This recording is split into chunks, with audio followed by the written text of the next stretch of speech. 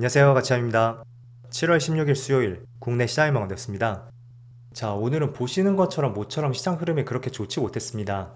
코스피는 마이너스 0.9%로 마무리가 되었고 다시 한번 3200포인트가 깨졌습니다.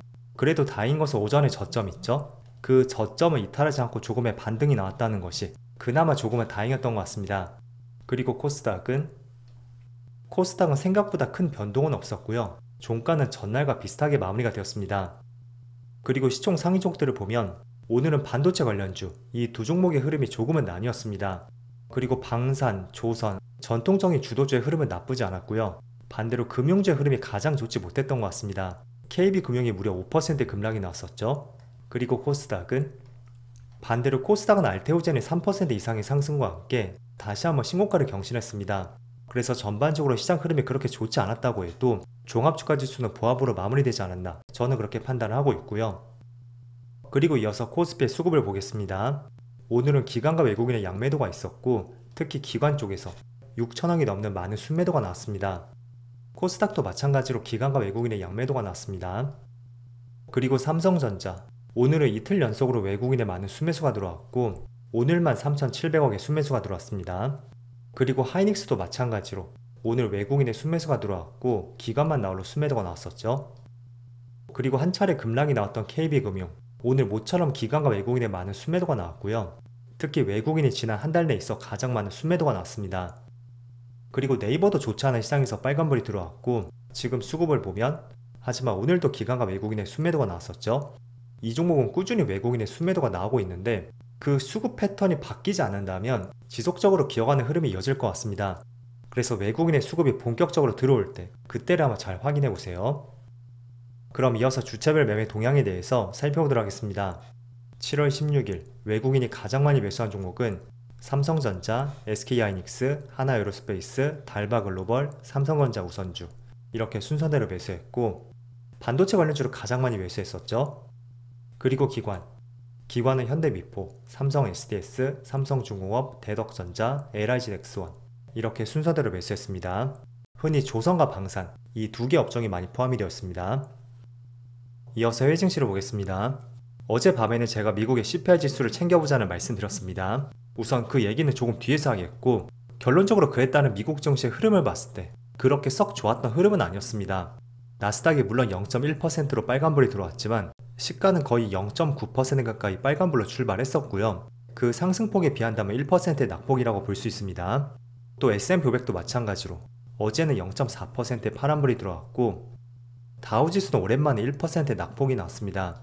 하지만 나스닥 지수를 보신 것처럼 기술주를 대표하는 지수들의 흐름은 나쁘지 않았습니다. 반도체 지수도 무려 1.2%의 상승이 나왔고요. 물론 그에 따른 원인도 조금 뒤에서 말씀드릴게요.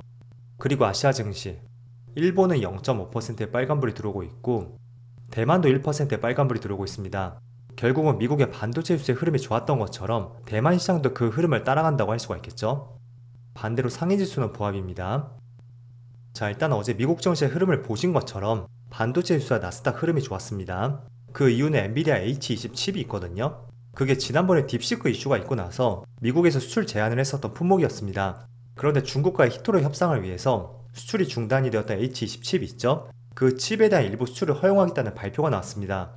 그래서 전날에 미국 증시의 흐름이 반도체를 중심으로 해서 그런 업종들의 흐름이 괜찮았었고요. 또 이런 부분은 국내 반도체 기업들에게도 분명히 호재로 작용이 될 수도 있습니다. 자, 지금 삼성전자 일봉 차트를 보면 현재 1.2%의 빨간불이 들어오고 있고 하이닉스는 약간 파란불이 들어오고 있습니다. 물론 크게 빠지는 것은 아니기 때문에 이 30만원 가격 저항, 지금 하이닉스는 그 가격 저항을 더 받고 있지 않나 그렇게 생각을 하고 있습니다.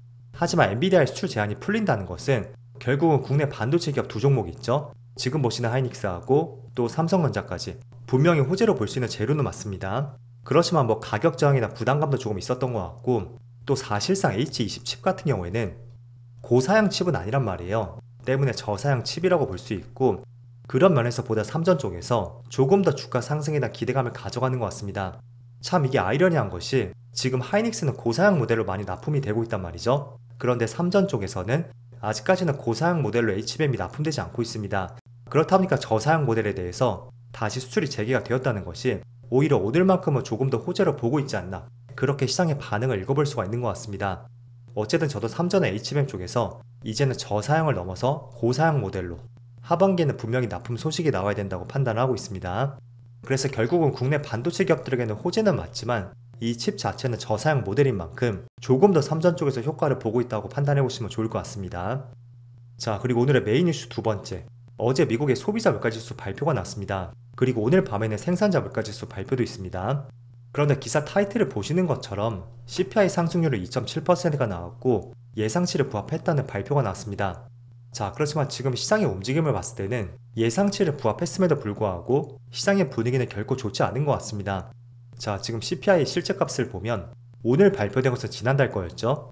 그런데 3개월 전부터 2.3%에서 4%, CPI가 2% 초반에 맴돌았다면 지금 3개월 연속으로 물가가 점진적으로 상승을 하고 있고, 또 품목별로 조금씩 뜯어서 보면 주거비 상승이 전체 CPI의 가장 많은 부분을 차지했습니다. 그리고 의료 서비스, 차량 보험 또는 개인용품까지 어찌 본다면 생활 필수품 가격들의 많은 상승이 있었고, 그런 부분들의 실제값이 부합하게 나왔다고 해도 전날 미국 증시를 중심으로 해서 시초가보다는 지수가 많이 빠졌었던 하나의 원인이 되지 않았을까, 저는 그렇게 판단하고 있고, 결국은 이렇게 CPI 값이 3개월 동안 오른다는 것은 하반기 금리 인하에 대해서는 분명히 그 기대감이 낮아질 수가 있습니다. 그래서 오늘은 미국 증시가 시초가 대비 많이 밀리면서 마무리가 되었지만 그런 첫날의 분위기가 오늘도 계속 이어지는지 또는 이번 주 내내 계속 이어지는지 계속해서 한번 확인해 보시고요. 또 오늘 밤에 생산자 물가지수 발표가 있다고 말씀드렸죠. 그거는 몇 개월간의 시차를 두고 분명히 소비자 물가지수에 적용이 될 것입니다.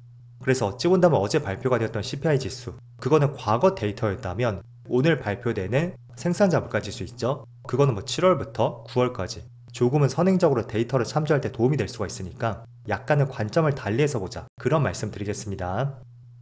자, 그리고 제가 어제 하이닉스에 대해서 한 가지 말씀드렸었던 것이 지금 당장 우리가 고점을 논하자는 것은 아닙니다.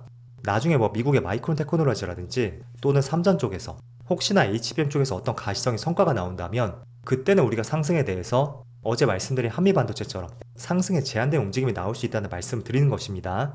그래서 지금 당장은 아니지만 분명히 훗날에 그런 데이터가 분명히 나올 거예요.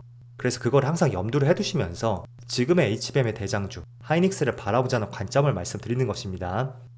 자, 그래서 오늘은 전반적으로 제가 볼 때는 시장 흐름은 그렇게 좋지 못했었고요. 지금 보시는 삼성전자, 이 종목을 제외하면 사실상 그렇게 좋은 흐름은 나오지 않는 것 같습니다. 그리고 하이닉스는 조금 빠지고 있지만 그래도 그나마 반도체 관련주가 오늘 흐름이 가장 좋지 않았나, 저는 개인적으로 그렇게 생각하고 있고, 여기 보시면 빨간불이 많이 들어와 있죠. 그리고 화장품 관련주라든지 또는 애플에서 하반기에 접는 스마트폰을 출시할 수도 있다는 이런 뉴스도 조금씩 나오고 있습니다. 그래서 거래대금 상위 종목들을 보면 여기에 파인엠텍이라고 있죠. 이게 힌지를 만드는 기업이거든요. 스마트폰에 접히는 부분 있죠. 그 힌지를 만드는 기업인데 그 기업이 지금 거래대금 상위 종목 4번째로 올라와 있습니다. 그리고 쿠콘이라는 종목도 있죠. 이거는 스테이블 코인 관련주고요. 사실상 이렇게 봤을 때는 딱히 시장을 주도하는 어떤 테마가 보이진 않는 것 같습니다. 개인적으로 오늘은 반도체 관련주가 그나마 시장을 주도했다고 생각이 되고, 어쨌든 어제 CPI 지수가 발표가 되었고 또 오늘은 생산자 물가지수 발표가 있다는 말씀드렸습니다.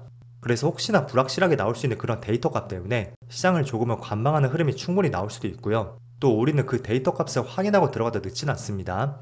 그래서 지금 코스피가 3200포인트까지 올라온 위치에서는 한 발 늦더라도 조금은 확인하고 들어가 보자 라는 말씀을 전해드리겠습니다. 자, 그래서 오늘은 딱히 시장 흐름이 그렇게 썩 재미있었던 하루는 아니었습니다.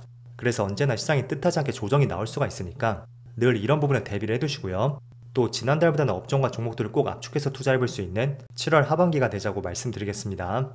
그럼 오늘 시장도 정말 고생 많으셨고요. 저는 내일 영상에서 다시 찾아뵙도록 하겠습니다. 모두 즐거운 저녁 되세요. 감사합니다.